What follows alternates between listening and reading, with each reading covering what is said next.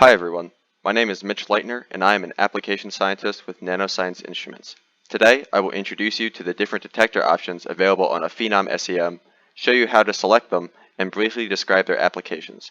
I will be demonstrating on the G2 Phenom XL, but these methods work on any Phenom SEM.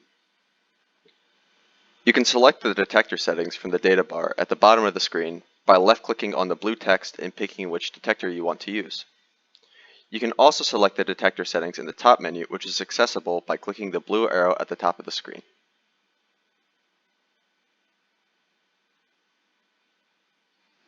BSD stands for Backscattered Detector. This detector analyzes high-energy electrons emitted from the sample due to beam-sample interactions. These interactions are more likely to occur as the size of the atom increases. This results in atoms with a higher atomic number being brighter than those with a lower atomic number. This makes BSD a great tool for distinguishing different phases from one another.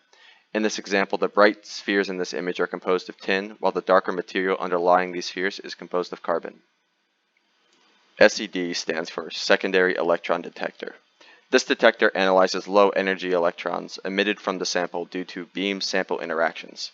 The low-energy electrons we are able to detect come from the top of the surface, so this detector provides excellent surficial data. The brighter a surface in SED, the higher in elevation relative to the darker sections of the image. The Phenom SEMs have the ability to detect both backscatter and secondary electrons at the same time. This is referred to as mixed mode. When you select it from the menu, it will always default to being mixed 50% BSD and 50% SED. You can choose the specific ratio of BSD to SED through the imaging controls in the side panel. You can open the side panel by selecting the blue arrow on the right-hand side of the screen.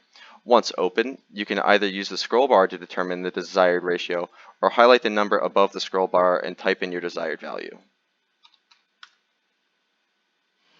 Topo A and Topo B utilize the 4 quadrants that comprise the backscatter detector. By shutting off 2 of the 4 quadrants, you can create a rough topographic image of your sample. We can do this from 2 orientations so that the light in each topo mode comes from a different direction. I hope this video was helpful to you in understanding the different detector options available with Phenom SEMs and the importance of each one. Stay tuned for more videos in the Phenom SEM series, and if you have any questions about Phenoms, please feel free to reach out and contact us. See you in the next video.